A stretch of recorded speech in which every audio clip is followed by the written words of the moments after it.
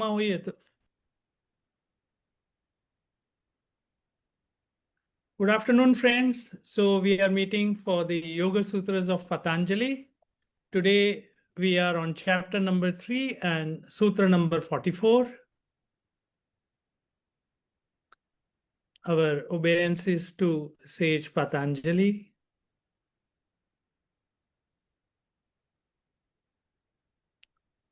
Our obeisances to Guruji.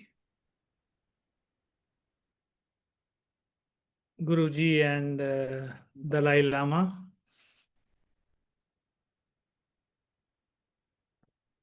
Look at this beautiful posture. Now you need to take into account quite a few things. See the number of mats Guruji has put and see the angle of the neck. And can you see the chest is absolutely perpendicular? This is the ideal Setubandh Sarvangasana. And the way he has put his hand for support, and it's such a beautiful posture. The more detail I go into it and see, I actually admire and look at his age so many times. And of course, Ina ma'am says don't put age into account at all. Age is a number. And in 90s, Guruji is able to do so well. He truly is divine, absolutely divine. So let's go into the Sutra 3.44 today. I will explain each and every word. I want to make you understand that everything in Sanskrit is very easy to understand, and you literally have to understand each meaning for you to understand the Sutra very well. So, the very first, Bahir, Bahir એટલે બહાર. આપણા આંગણાની બહાર એટલે આપણા શરીરની બહાર. So here we are talking about outside our body. When the chitta is taken outside our body, અને because બહિહિ અકલ્પિતા છે, કલ્પિતા નથી. કલ્પના કરવું એટલે ઇમેજિન કરવું, અને અકલ્પિતા એ unimaginable. So we are talking about bahir akalpita, that is bahar, and that also unimaginable. And a third word is vritti. Now I am going to take vritti also into details also, because according to Prashantji, vritti is such a beautiful word that if you understand vritti, you will understand everything. So now I'll be taking 4 pages on vritti, which you will really enjoy. Next comes Mahavideha. Now Maha એટલે great, અને Videha, V એટલે VI is without, and Deha એટલે body. So when the chitta is without the body, that is why it is known as Videha, and the yogi makes it Mahavideha. Tataha, then after that what happens? So Prakasha Avarana Shayah. Shaya એટલે ક્ષય રોગ એટલે TB એટલે it destroys everything. And what is Prakasha? Prakasha is Purusha. And Avaranam is veil. Veil એટલે પડદો. Now I will give you with picture એટલે you understand it better. Now this is a veiled statue in Salarjung Museum of Hyderabad, which I specifically went to see. કે કેવી વેલ કેવો પડદો બનાવ્યો છે, and it is made of marble, and you literally feel કે ના, it is a પડદો. So this amazing artist, I mean, and this is the number one thing people come to see at Salarjung Museum in Hyderabad. So you can see the face is having a veil, and that to make it from a marble. We were not allowed to touch, but I felt I wanted to go and touch the marble, but it is actually a marble. And you can still see from the veil the eyes and everything. So such a beautiful sculpture by the artist. So veil, VEIL એટલે પડદો. એટલે આપણા પુરુષની ઉપર જે પડદો હોય છે, એ પડદો શેનો હોય છે? તો કર્માશયનો, ઈગોનો, આપણા desires, vasnano. So that is not allowing our own soul to come out and illuminate with the luminosity. So Akasha Varanam is, no, sorry, Prakasha Varanam. Prakasha is the real luminosity of our soul, and that is covered with the veil of kleshas, karmashayas, ego, and the desires, and that is why we are not able to reach our soul properly. Now, look at this. What I have done is I have brought the body out. So, body ne chodi, and that chitta is outside the body. So I found this image. So for you to understand that what is Videha. So the chitta is without the body now, and Mahavideha. So this is the Siddhi acquired by the yogi. See, 3.39 ma, we had that the soul enters the body of another person. તમને યાદ છે પેલી story Shankaracharya અને the ભારતીય શૃંગેરી મઠ બન્યું એના ઉપર, that he went into the body of a king to be able to answer the questions by that wife of the rishi. I will take it up again. So here you have to go outside the body to visualize your body. So you are not your body, and only then that yogi is able to achieve the prakasha avaranam. And the third, Shaya Rog. This is why I brought it up. The last picture is about the TB. So what is tuberculosis? Tuberculosis gradually weakens the body and kills it. Similarly, અહીંયા what it does is પ્રકાશ આવરણ, એટલે જે વેલ છે એને ધીમે ધીમે ઓગાળી દે છે, અને then the prakasha, that is the soul, is able to brightly shine through, and you achieve the kaivalya, you achieve the moksha. So these were the three pictures I wanted to show you for you to understand that each word of Videha, Mahavideha, Shaya, and of course Veil.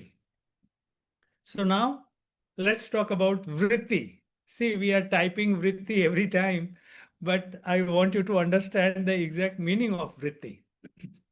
Now, vritti, one of the most important technical terms in the philosophy of yoga, understanding it is fundamental to grasp what Patanjali is going to tell you. So, what is the literal meaning? The Sanskrit word vritti comes from the root word vrut. Vrut એટલે to turn or to revolve or to exist. So what does it mean? It will make a whirlpool or a wave or a fluctuation or a modification. So vritti, I used to take it as a thought. That was the only thing I used to take it as. That vritti એટલે વિચારો, અને વિચારો આવે એટલે આપણે we are disturbed. So, but vritti has a deeper and a more detailed answer here. So the most common and effective analogy to explain this is the concept of a lake. Our mind is just like a lake. Our chitta is just like a lake. And what is a vritti? Vritti is any ripple, wave, or a disturbance, so that આપણે જેમ લેકનો bottom ના જોઈ શકીએ whenever there is disturbance. Similarly, you cannot see the soul, or you cannot go deep into the luminosity if there are vrittis. So here, as you know, that vrittis should be silenced. Now, in the context of now the core definition of yoga philosophy, we have that yoga chitta vritti nirodha. See, that's 1.2, the very second sutra of our Yoga Sutras of Patanjali is that, what does it say? Yoga is a cessation, that is nirodha, of the fluctuations, that is vritti, of the mind, that is chitta. So when will you achieve that? Whenever you have cessation of all the vrittis. Only then your mind is, the chitta is absolutely quiet, and then you can go into deeper. So prakasha is visible only and only if your vrittis are stopped. Now, I used to think that it is only a thought, but now look at it. Every thought, every feeling, every perception, or any cognitive event that arises in the mind is a vritti. એટલે તમારા જે સંસ્કારાસ બી હોય, cognitive event which has arrived in last janam, આ જન્મમાં બી નહીં, આગલા જન્મમાં, even that is a vritti. So vritti has a very deep meaning. So it's not only thoughts, but they are the feelings, they are the perceptions કે તમે શું એને સમજ્યા, એ બધું જ વૃત્તિમાં આવે. And the single sentence establishes the primary goal of all yogic practice. It is to gain the mastery over the mental whirlpools. Why do you want that mastery? Because then the lake of the mind is not disturbed by the waves and you can see the bottom clearly. Similarly, when the mind is filled with vrittis, we cannot perceive the true nature because the true nature is the silent, unchanging consciousness known as the seer or drashtu or purusha. So instead of we identifying ourselves with our thoughts, emotions, stories, that is not what is to be. Now, going into details of the vritti still, I will not go into the detail of the whole page, but I'm just saying that even Patanjali gives you the types of vritti. And which are the types of vrittis? Pramana, Viparaya, Vikalpa, Nidra, and Smriti. We have already gone through all these things, but this again explains just the types of vritti. Again, let's go into the details. Now, the next is that the vrittis are either painful or it is not painful. So it is klishta and aklishta. See, even that Patanjali has covered. So klishta are one which are painful, they are impure, and that we have to make these vrittis which are painful into aklishta. Aklishta, they become non-painful, and then only the aklishta vrittis will achieve a state of pure, undisturbed consciousness that is required for the Kaivalya. So in essence, vritti is any content in your consciousness. It is the stuff that the mind is made up of from moment to moment, whether you're perceiving, misunderstanding, imagining, sleeping, or remembering, your mind is in the state of vritti. And yoga provides the tools. Which are the tools? Yoga provides you with the meditation, mindfulness. Mindfulness, when we are doing our asanas, we are involved in doing our asanas. So we are in a state of mindfulness. We are only concentrating on Hina ma'am's words and what we are to follow in that asana. So that state is known as mindfulness. And ethical living. This is very important. See, whenever you are ethical living, you are taking care of કે તમે શું બોલો છો એ સારું બોલો છો. What is ethical living is what you are doing is it good? Are you doing something good? Then Bhagavad Gita comes into play. As Lord Krishna says that karma kare jao without expecting any fruits and do everything that you do not hurt the other. And repeatedly in Bhagavad Gita also says કે તમે બધું ગમે તે કરો, તમારો વાણી તમારી એટલી સારી હોવી જોઈએ કે તમે એટલીસ્ટ કોઈને દુઃખ ના પહોંચાડો. So this will what it will do, it will slow down the whirlpools and to observe them without getting swept away, finally them to subside completely. The stillness that follows is the true self revealed. So that prakasha એના ઉપરથી બધા આવરણ નીકળી જાય છે અને બધા આવરણ નીકળી જાય એટલે we see the Purusha himself. So only 4 pages of vritti. મને And બહુ now- ગમ્યું. Go back. Yeah. Turning your painful memories into lessons learned. So aklishta turns to aklishta. Aklishta.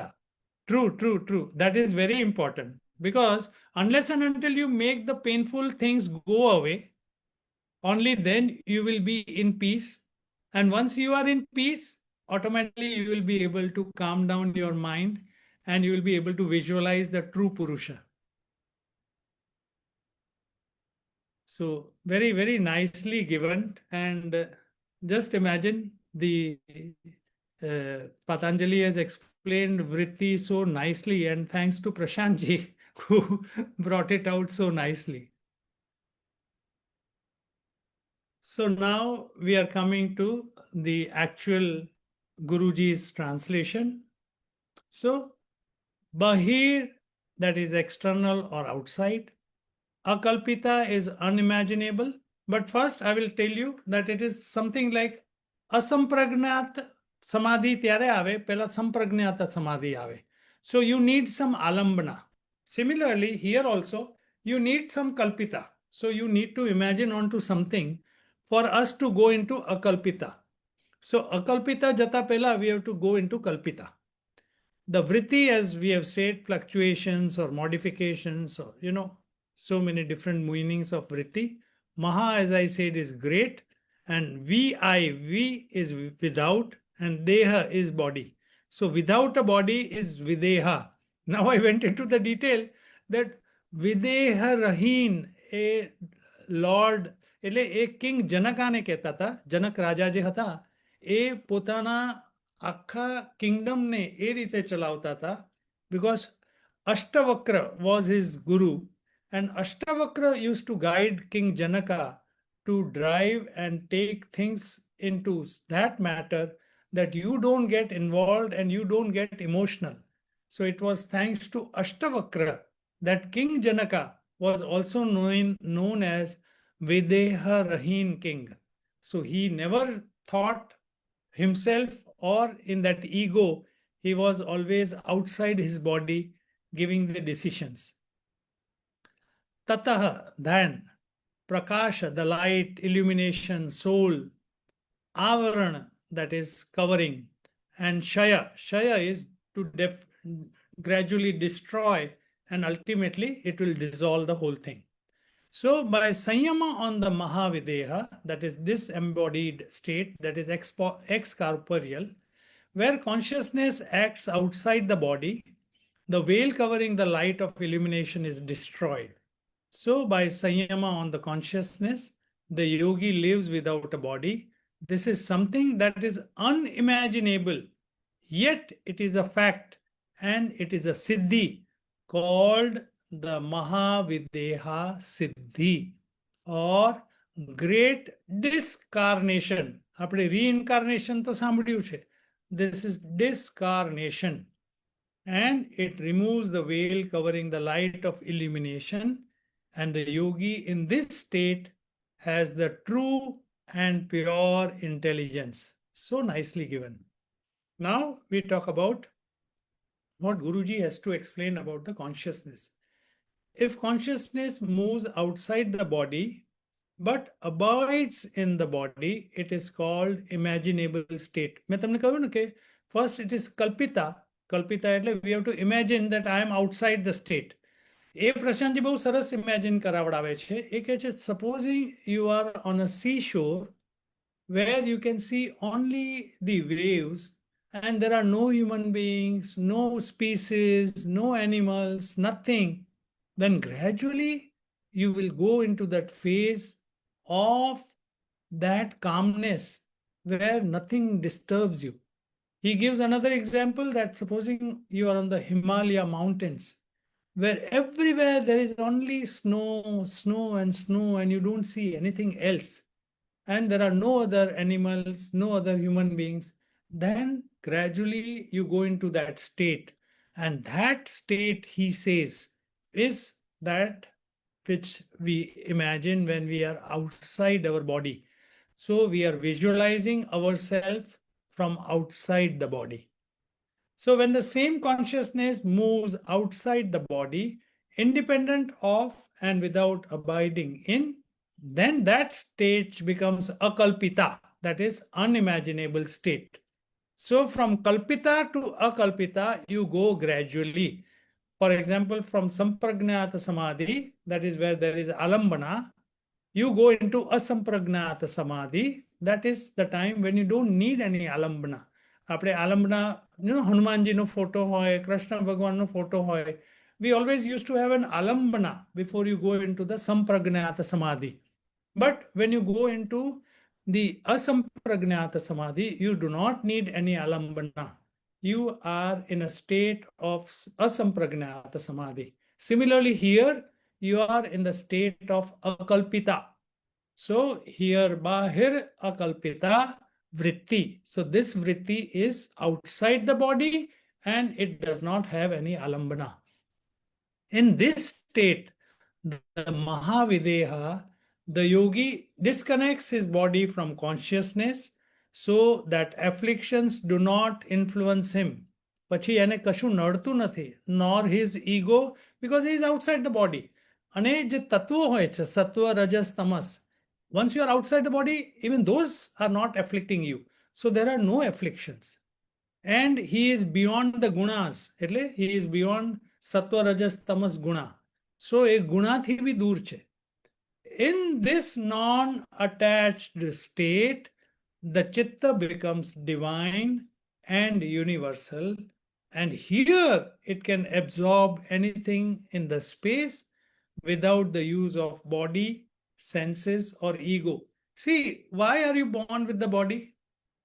Because the chitta is the one who takes you and connects you, because your soul is just a peaceful thing, it is unchanging thing.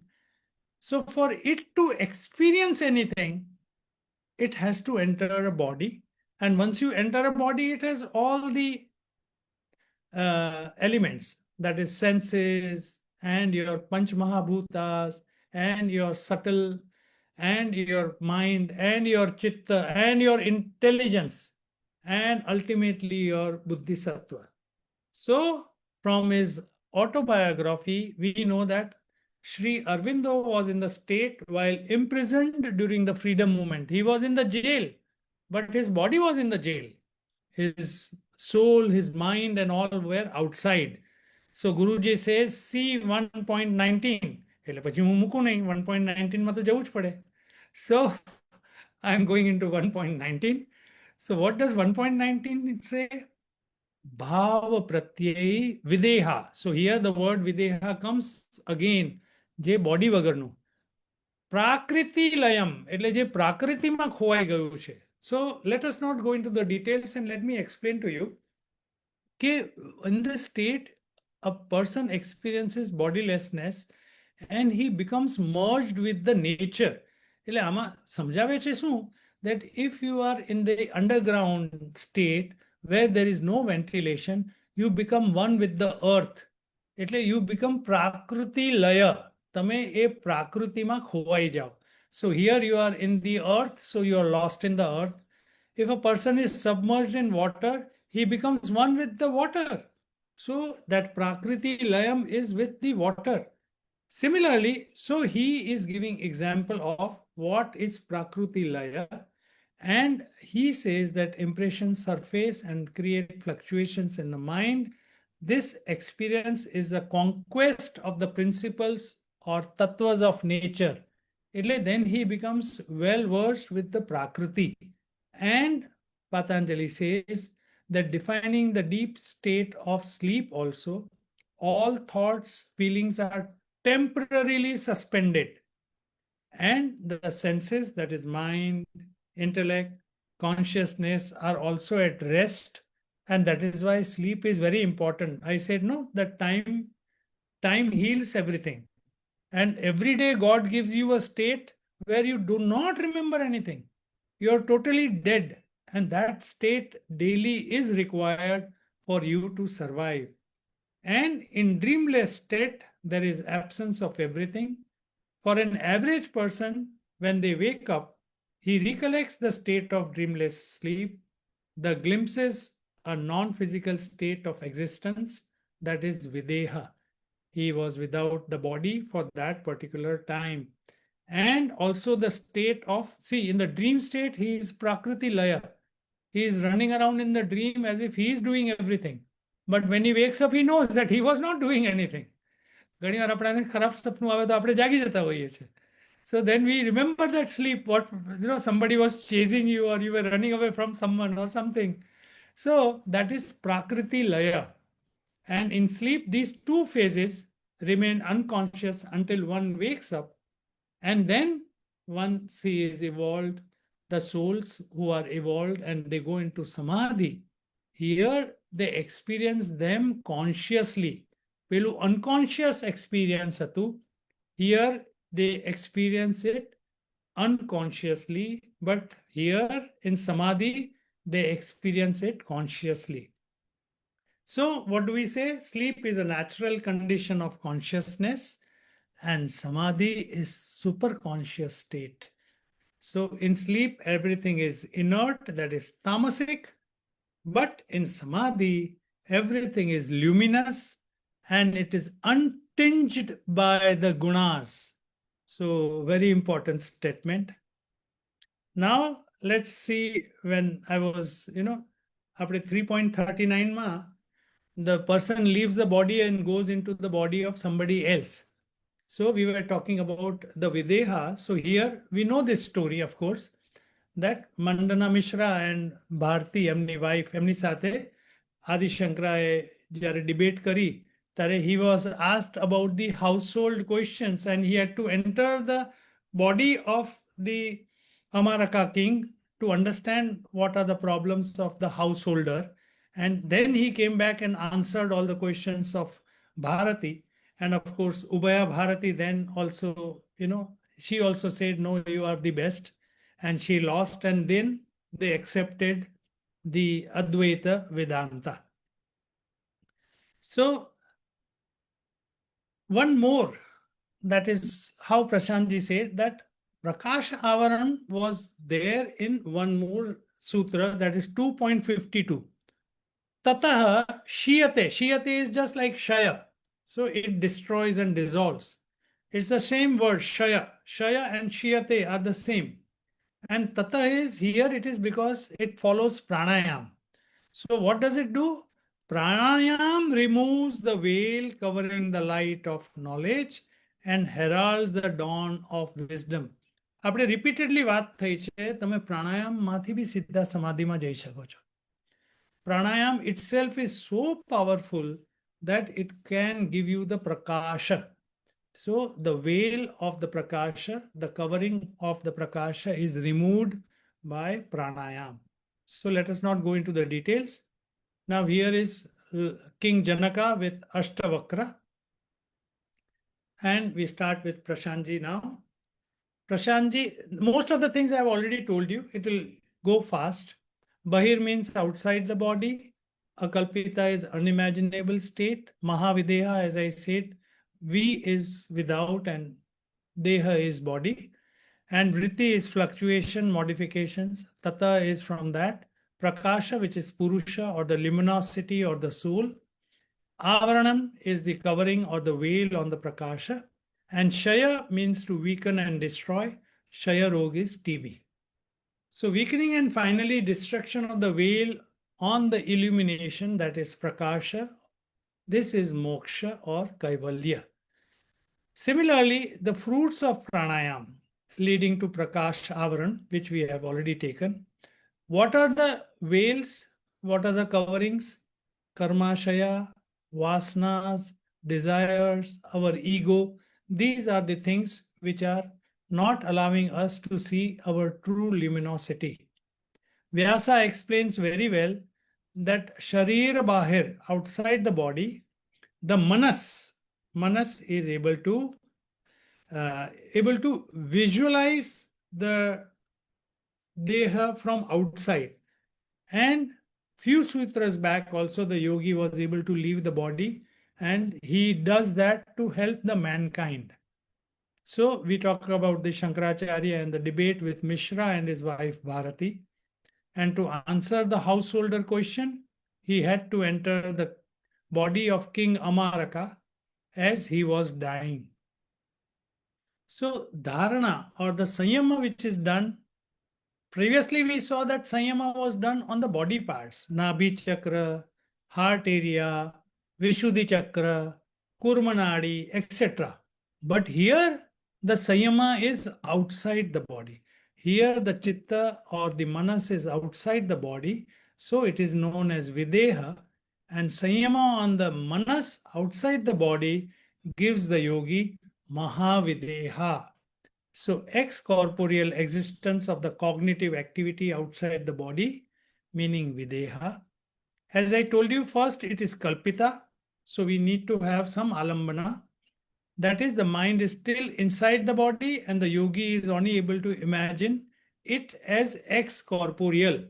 And as I told you, Prashantji gave examples of when you're on a mountain or on a seashore, you're so peaceful that you feel you're outside the body. So the ultimate step is to have the mind or chitta established outside the body, that is Mahavidya Siddhi. What are the veils? Klesha leads to karma. Karma leads to the fruition of those, the consequences of our karma, which further leads to klesha. And it is a vicious cycle where most of the mortals keep on going into that. They never achieve samadhi, they never achieve moksha, they never achieve the kaivalya. So, a normal mortal person keeps on going into that vicious circle. The main reason for this is the rajas and tamas gun. They keep the buddhi sattva, that is the true luminosity, away from that mortal person. But once the veils of rajas and tamas are removed, the prakasha shines and all its power it will shine through. Now Vyasa says, Sharir nirpeksha, mind has broken free from the body. When the dharana is outside, only then the akalpita videha is achieved. In 3.38, we saw the person leave the body and go outside. Vyasa says first Kalpita Videha is achieved and then it will progress to Akalpita Mahavideha. Like Sampragnata Samadhi, which has Alambana, later it goes on to Asampragnata Samadhi. So the cloud clearance are important for the Atmagyan, and without that you cannot achieve the Kaivalya. And Videha Vritti, that is spiritual knowledge, that is ex-corporeal state of mind. So Maha means great. So Mahavidya is a wonderful achievement of the yogi. And Prashantji gives examples of Vidya for mortals. As I said, at a seashore, no animals, no humans, no species. You have a surreal state of mind, which he calls it magnanimous mind. And the last slide. Imagine you are in the mountains, high in the snow-clad Himalayas, and he gives the example of Kalpita Videha. Akalpita Videha is possible only for the yogis, and it is never meant for the mortals. And Mahavideha Vritti is described as escaping from the gravity. You jump and go out so far that you are no longer attached to the gravity like a kite. Now I have Bhagavad Gita, but I think it's more than 45 minutes. So we will not go into the two shlokas of Bhagavad Gita. Thank you so much.